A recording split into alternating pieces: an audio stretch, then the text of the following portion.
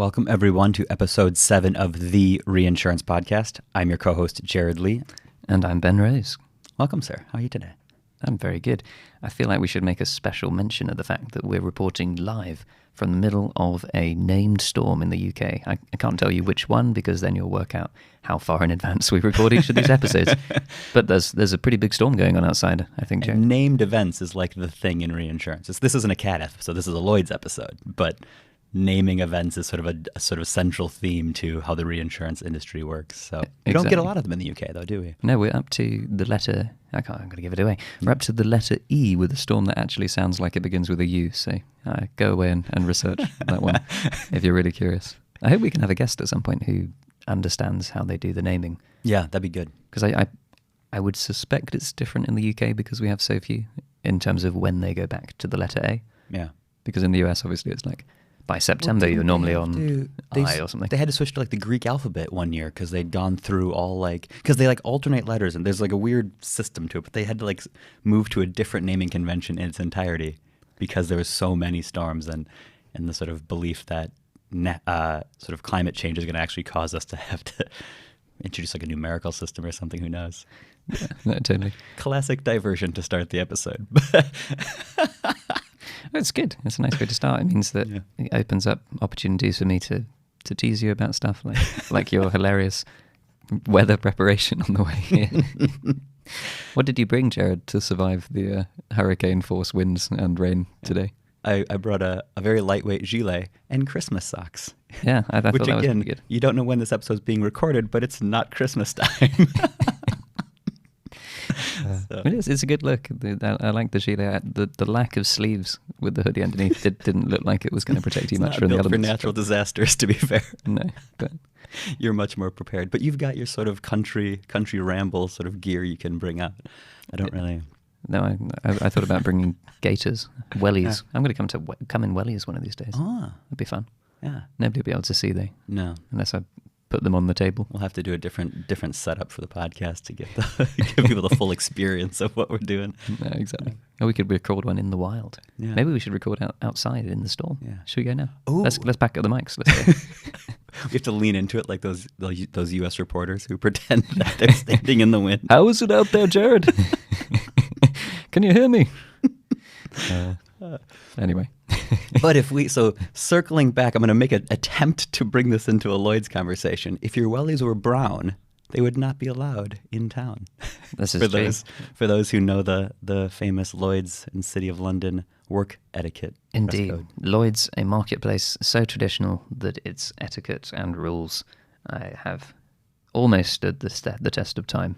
Yeah. To the point of ludicrousness. Yeah. Is that a word? I mean, it's beginning to change a little bit now, but when you look at like nuance of the etiquette, where what was it, like 2 years ago they said you didn't have to wear a tie, and there was a bit of like some rumbling. Yeah, it was the classic like rub. Well, because it used to be if you didn't wear a nice enough tie, somebody would chop it off with a pair of scissors. So it's quite a big change for them. I remember we had a hilarious one in the corporation where so for background, I used to work in the corporation of Lloyd's a long time ago, which is part of the source of my insight for this episode. But they announced that corporation staff who weren't on the underwriting floor could dress more casually if they wanted to, as long as they weren't going about in the sacred underwriting room.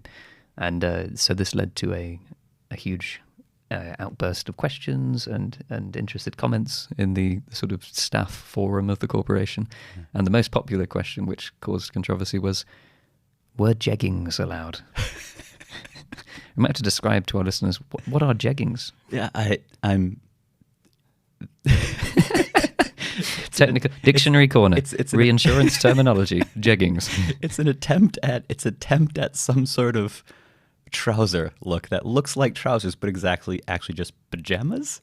Like they're just like they're jeans, but they're leggings, right? That's where the word comes from. That's my assumption. Our girlfriends are going to murder us over this. I thought they would like denim look leggings. Yeah, they're very like tight. They're like gym like trousers, like spandex trousers, but are meant to look like jeans. Yeah, but are not at all made of any denim material. Yeah. There you have it. You heard it here first, folks. Yeah, it's like leopard print trousers, except for jean print. Yeah. No, indeed. So Lloyd, circling, Yeah. we made a best effort to. We did. But intentionally angled question for you. Lloyd's is the largest reinsurance company in the world? That's my buzzer noise. No, I think what we should do is dispel such rumours and actually do our best to describe what Lloyd's is through the power of analogy. Because that's right, folks, it's time for another analogy battle here on the Reinsurance podcast. I can't remember if Jerad's done his homework or not. Are you happy to go first? I'm happy to go first. Oh, okay. So, Jerad, your challenge... Should we start with giving a quick framework of what Lloyd's is up front? Would that help your analogy? I think it helps both analogies because you have to sort of know what we're kind of trying to compare to. Go on then. So Lloyd's is actually not an individual company, as everyone in the industry knows, but it's a collection. It's an organizational framework by which a number of individual companies sort of exist. The analogy that I kind of came up with on this was, it feels similar to, especially for reinsurance, one of those like home shows, and this is where the analogy goes, right? So I go to the home show and I want a bunch of little things. I need to service a number of different individual parties, but at the home show there's 15 different vendors all selling cabinetry or all selling countertops, and I only want to pick a couple of them to do different parts of my bigger purchase, right? So I've got little elements that I need to get, but I'm going to a singular venue to browse around all of them, to compare what they're all doing, and then select those individuals for my component parts that I need. It's delightful, except that you've just lost all of Generation Rent. What's a home show? Is it like a wedding fair, but for homes? Or yeah, we all rent. We don't have a choice of what's in our house. It's like that same black broken leather sofa in every single house. That same cream colour wall that has that little glass strip in the middle that everyone has had. Yep, you know it. So is it literally? So I've never been to a home show before. Yeah, so it's essentially it's essentially, if people were building homes, you would go in and it's like everyone who sells countertops in the area is like presenting and it has their stand, and you would go and you'd wait in your queue and you'd talk to the people and you'd compare what they're offering. That sounds wonderful.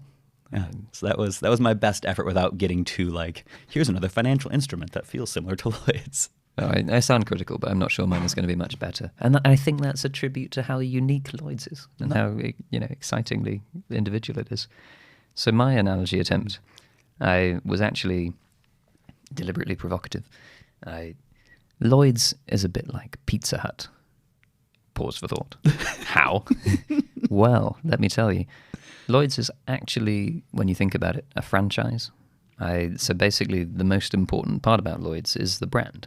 Mm-hmm. It is a power brand where they share resources across a number of, this is going to kill me, franchisees and franchisors, whichever one is which. I think it's the franchisees are the ones who actually buy into it and set up their own thing.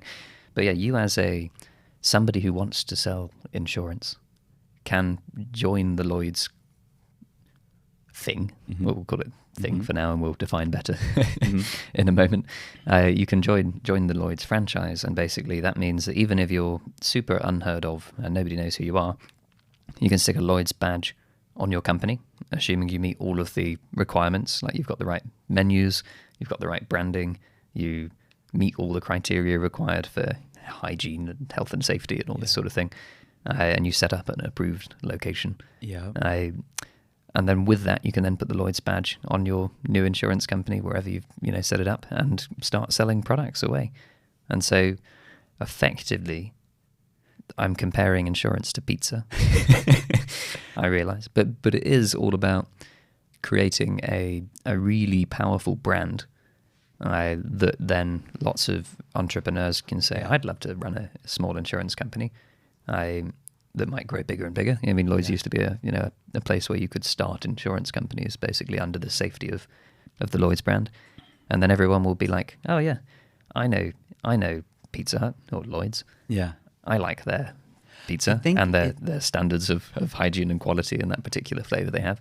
It's different in my town compared to the next town, run by different people, but I know that it'll have those minimum standards of quality. I say that there's genuinely a lot of minimum standards at Lloyd's.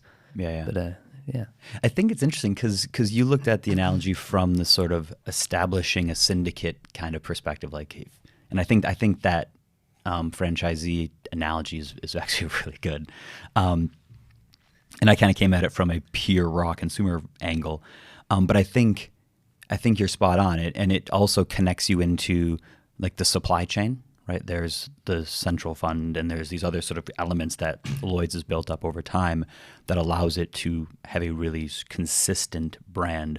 And if you're successful, you open up a bigger chain, or you get a second syndicate, or you expand the size of your store, more underwriting capacity. So I think that works quite well. Yeah, Cordy says Ben is the winner, which I was going to agree with. That was strong.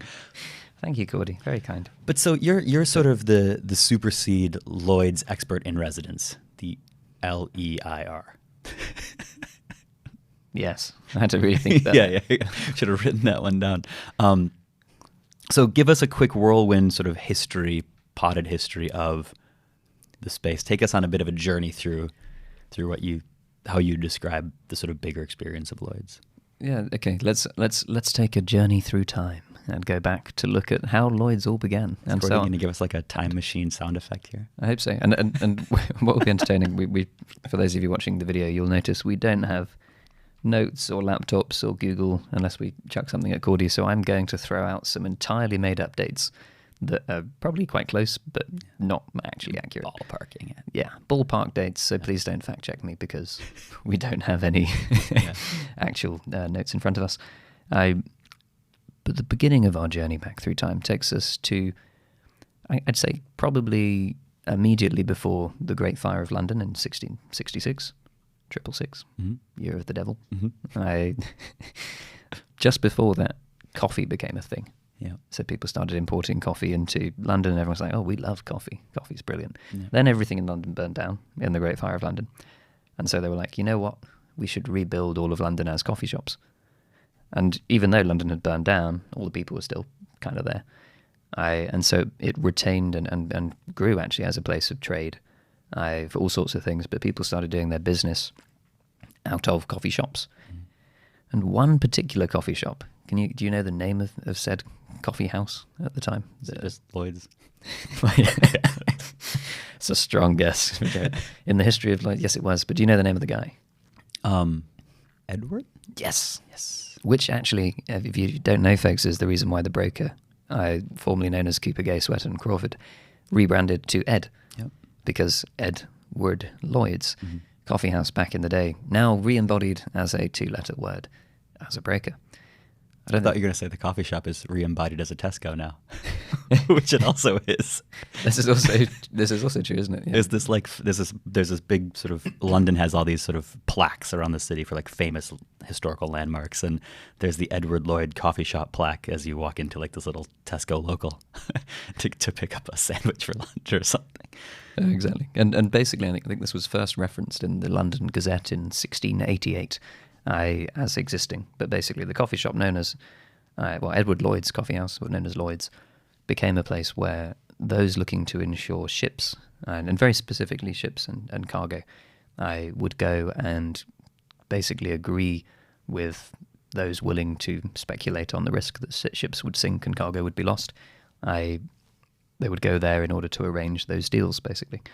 And very gradually over a period of hundreds of years, that coffee house began to establish customs, which became more rules and processes in terms of not only how should these contracts be created, but who was allowed to go to the coffee shop to create them. And you introduce concepts such as a Lloyd's broker, so that the underwriters, the people with the capital, sat at Lloyd's, didn't have their time wasted by random people from the street being like, oh, can I insure a random dog I found? Yeah, you had to be a proper Lloyd's broker to actually get to the coffee. Suss out like what's actually a risk that qualifies for this space.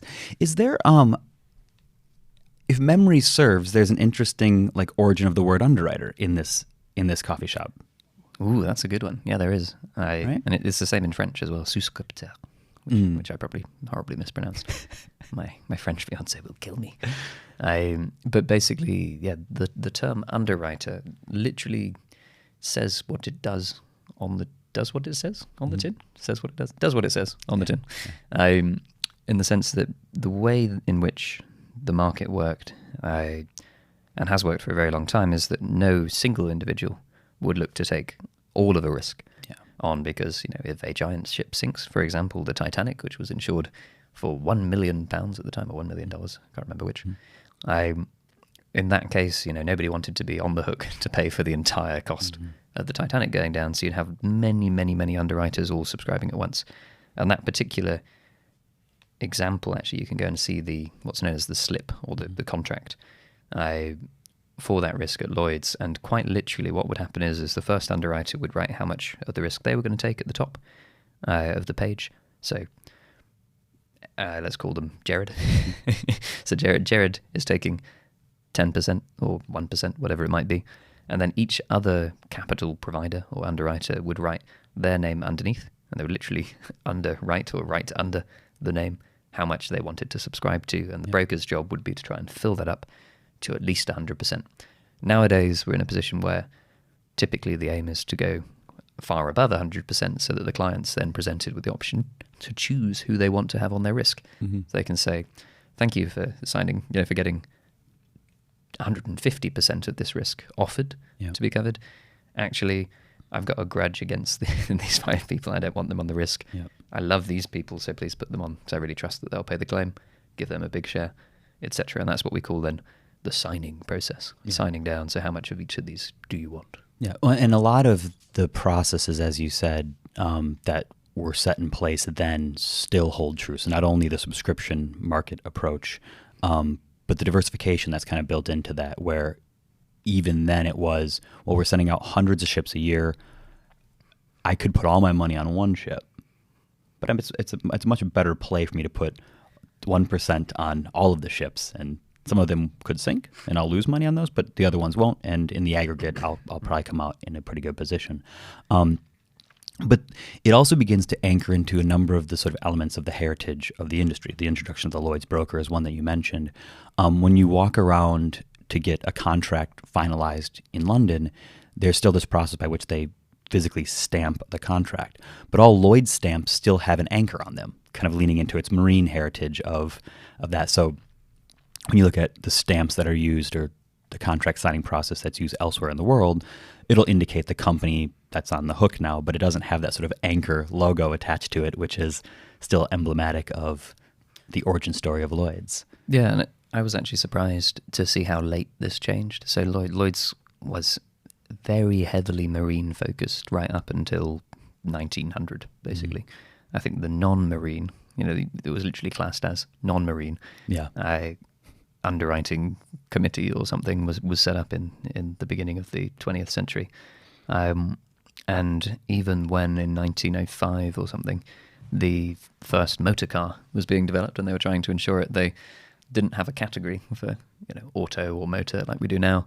So they called it, I think, a ship navigating on land, I think was the term that they used for this strange contraption that Henry Ford or other had created at the time. Which is quite funny. And you still get that with, cargo, for example, that goes over land is considered inland marine. Rather than lorries. Which when you get into the space, these are all the weird things that you have to sort of try to wrap your head around. Like, inland marine doesn't make any sense. Like, it's either it's marine in an ocean or it's not marine. So it's this part of this sort of voyage, right? You're right. It's like the voyage of that cargo, again, anchoring into the history of it, but like it would traverse via a boat, and it's still on its voyage once it's been put on a train or in a lorry or a semi till its end destination, and you still have this voyage component of it. And there's loads of nuance now in the industry around like who gets on the hook at certain points and when risks get transferred from the marine policy ending and the non-marine policy, or the inland marine policy beginning, and all these types of things, or ocean marine versus inland marine. And it's gotten so much more complex that certain companies want only parts of that voyage. So there might be a certain number of players who are writing the ocean marine part, and then other underwriters who are on the hook for the inland marine part. So it's transferring the risk to, the ship has reached the port successfully, I'm off the hook, and Now, if the train is blown over in a named storm, then someone else will be paying the bill for that, or they're on the risk the whole way through. Yeah, absolutely.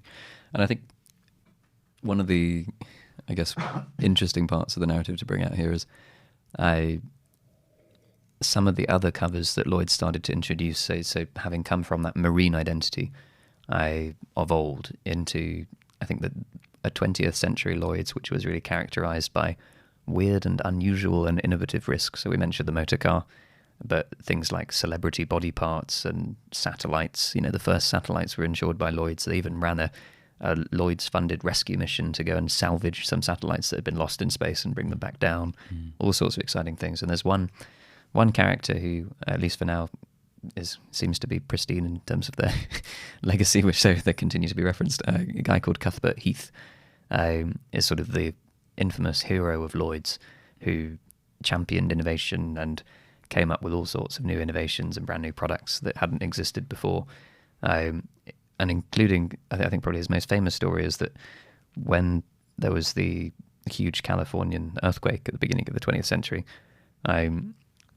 he announced on behalf of Lloyd's and basically decided on behalf of Lloyd's that all claims would be paid in full, regardless of the wording of those policies, which we'd call a ex gratia payment. Yeah. And basically that established Lloyd's as like the most reliable, will always pay your claim, will never, get you into any difficulty, so you can trust Lloyd's to pay your claims. Like and the Lannisters. Like who? Like the Lannisters Lannisters always pay their debts. Oh, Ben, you're missing a reference. Terrible here. Missing a horrible reference. Game of Thrones, sir. Oh, Game of Thrones. Oh, I haven't watched Game of Thrones because I thought about it. Done now. But well, that's the thing. So then it was on season whatever, and it was like I don't have enough life to commit to going all the way back to season 1 and starting from scratch. Big step. And I really didn't like the theme tune. I was really disappointed. Coming from a musical background, I thought that the theme music to the Game of Thrones series was just, they didn't try hard enough. But anyway. Well, and circling back to Lloyd's, I thought that was going to be a really quick pop culture injection, and it caused a deviation.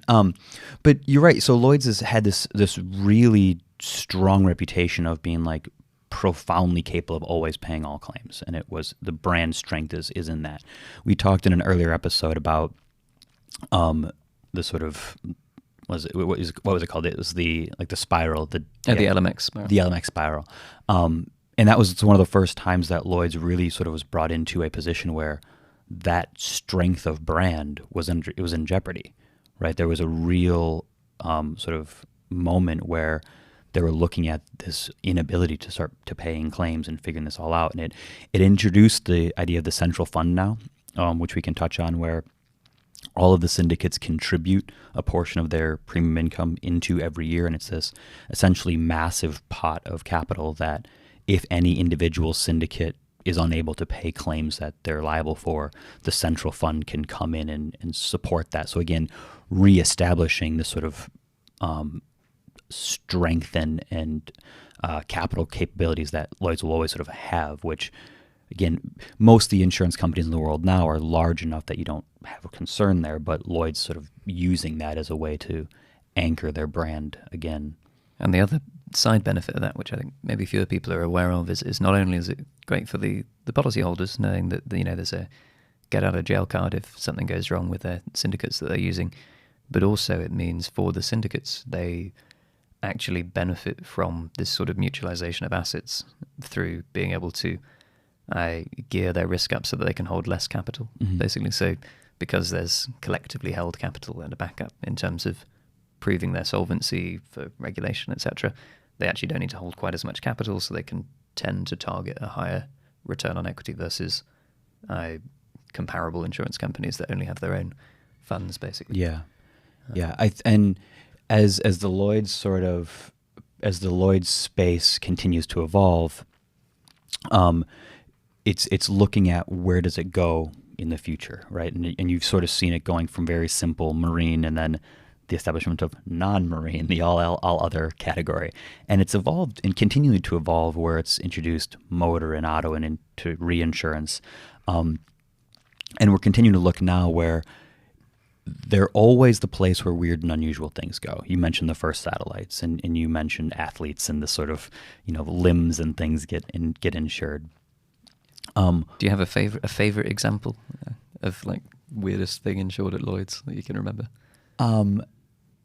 There was one. I think it was the body parts one is always interesting to me. Like I can see a footballer insuring a leg or something, because it's like if they break a leg in a game and they could never play again, like that's pretty much their thing. But the body parts one, where it's like their butts or like lips and things, you're like, what do you think will happen? Like what I almost wanted to know the claim scenario that they were envisioning, whereby Beyonce's butt has incurred such a damaging moment. Like it was more me thinking about the claim that would result in that policy paying out than the actual insured risk itself. Yeah, you have to wonder, don't you? I mean, a similar one of my favorite sort of ones is around like tongues. Mm-hmm. So like the taste, the official tasters, the quality of like coffee and that sort of thing. I can't remember what the exact example is, but these folks are like, I will lose my job if I burn my tongue really badly or lose my sense of taste or similar. So it's almost like a income protection for people who do strange jobs. Yeah. But yeah, I think it just generally is embodied by this spirit of if you have enough capital to make it worth Lloyd's while, they've got the talent to price things that typically would not have a model, especially designed for them. I think you have your very generic products in the insurance market at large, everyone knows how to price car insurance and how to price home insurance and this sort of thing. But if it's like, can you price the likelihood of, some footballer's leg dropping off or similar, that's quite a different thing. Well, and I think the model of Lloyd's allows that to exist because you have all these individual specialist underwriters who act within that sort of franchisee model, but also have their own independent expertise and everything else, where most of the insurance companies in the world are designed kind of for scale. Yeah. So, you look at in the U.S. a Travelers, or here like an Admiral or an Aviva or an AXA, like they're not going to have a division that's intended to support like the 6 people in the world who want their tongues insured, or like, because there's no real scale ability for it. If you represent any of those companies and you do have a division, we apologize. For defamation. Unreservedly. Yeah. I can imagine the AXA team being like, we do insure tongues.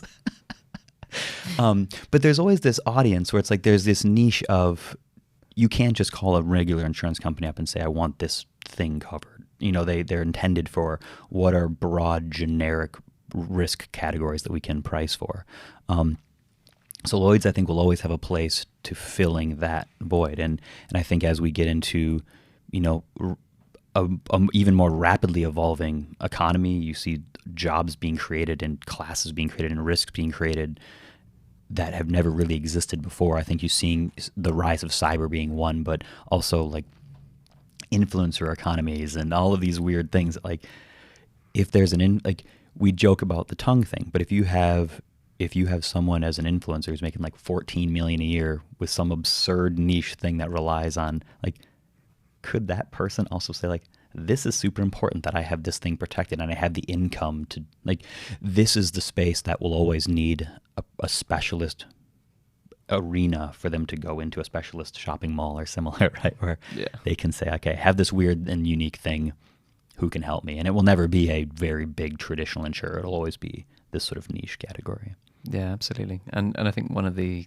things that we probably won't have time to talk about in this episode in enough detail is culture and change, and how the Lloyd's market's evolving to some of the newest challenges, especially digital, especially a changing world of threats. But one of the things I did want to touch on in the sort of culture space, which is really interesting, I find, is the lead and follow culture based on expertise. So one underwriter that was in my old syndicate when we were writing risks, a number of years ago, I always found fascinating. They were a marine underwriter, and sort of on behalf of the market, so on behalf of all the syndicates, they were the expert when it came to transporting, I'm trying to think of the name of the broad category, but like silk and fabrics and this sort of thing, cottons, all kind of I can't think of a good category name for this sort of thing, but stuff. Textiles, yeah, this sort of thing. So like they were the go-to expert for, what happens to textiles. What can textiles spoil in different conditions?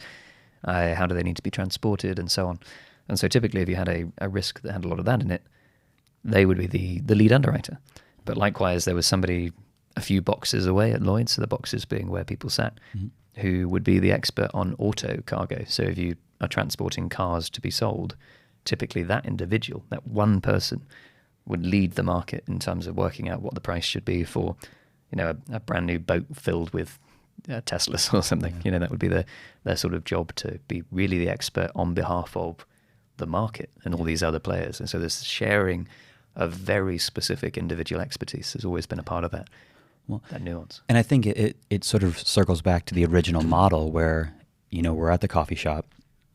There is a ship going to America full of textiles, and I see the person at the top of that contract is the expert there. My confidence in being someone who wants to underwrite that with additional sort of capacity is quite high, because that person knows what they're doing and they think this is a fair price for this exposure, et cetera. And I think that model continues to exist where they want to diversify their exposures, but they want to make sure that they're doing so behind people who really get that space. It's funny that you mentioned the person who's had the expertise in the motor, ocean marine, sort of for commercial auto. There's a liner out in the ocean now with more than 1,000 Porsches on it. That's just ablaze, drifting in the ocean right now. So I'm sure some underwriters at Lloyd sweating that one out. We'll see. We'll see how that turns out over the coming days. No, I hadn't seen that, but it's another interesting traditional point that we can bring in here. So if you ever go to Lloyd's, which I highly recommend, maybe we can do an episode there at some point. I'll give you a virtual tour. But and in the middle of the room there is a rostrum, I believe is the name of this object, with a bell hanging from it. I hope I'm getting that correct. I have no idea. But anyway, there's a big bell in the middle of the room called the Lutein bell, which was salvaged from a ship called the Lutein, which was sent to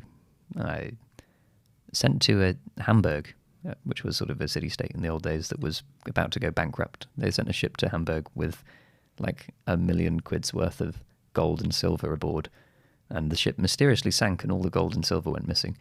But they found this bell and brought it back.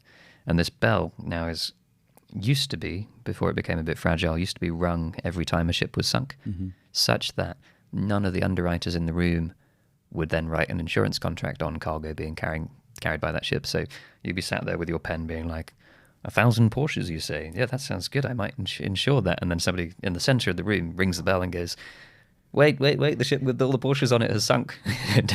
don't write a contract on that. And quite literally that informed the design of Lloyd's each time. So it's changed homes many times. As you said, one of them's now a local supermarket. But when Richard Rogers, who unfortunately actually died recently, designed the modern Lloyd's building, known as sort of the oil refinery of Lime Street, was inside out. They put all of the pipes and the ventilation and the lifts and all of the sort of workings of the building on the outside of the building, so that they could hollow out the inside of the building and make it all one space, so that they can have several floors in a cavernous atrium style, such that everybody would be able to hear the bell still at the same time and everybody could react to that. So really fascinating setup, and nowadays only rung, because it's a bit fragile now, for special occasions. So I think I've heard it rung about 5 times. I think while I was there, we did it for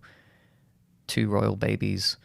I think they do it on Remembrance Day still. Remembrance at Lloyd is always amazing to behold, because everybody stands in the galleries and watches it, and they always busy. Drop poppies from the ceiling and so on. And also for the Paris attacks, they rung it then as well.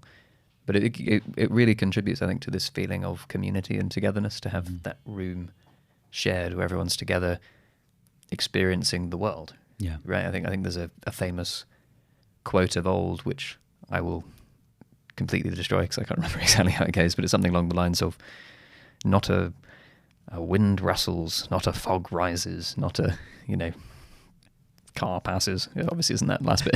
It's quite an old quote. Without affecting the people in this room kind of thing. And this idea that, somewhere there's a butterfly flapping its wings, but Lloyd's are feeling the impact of that and tracking it very carefully. Yeah, I think we'll have to do more Lloyd's episodes in future. I think there's a ton that we'll want to talk about as to what it looks like going forward, the shift in culture for Lloyd's, even Lloyd's expansion into the DIFC in Asia and places. So there's tons more we'll talk about. So this will be part 1 of X on Lloyd's. But I think we'll wrap it there. That was super interesting, and I hope that people, if you come into London and you want to tour Lloyd's, it's 1 Lime Street. So drop it in the Google Maps, do a quick image search on the sort of description of the atrium that Ben had. It's a fabulous, fabulous space. So. Yeah, get there while it still exists. Yeah, exactly. That'll be in episode 2 of Lloyd's. Luxury real estate. Yeah, exactly. Ooh, what a controversial topic to end on. Perfect. Brilliant. Well, see you next time, folks. Thanks for listening. Thanks for listening.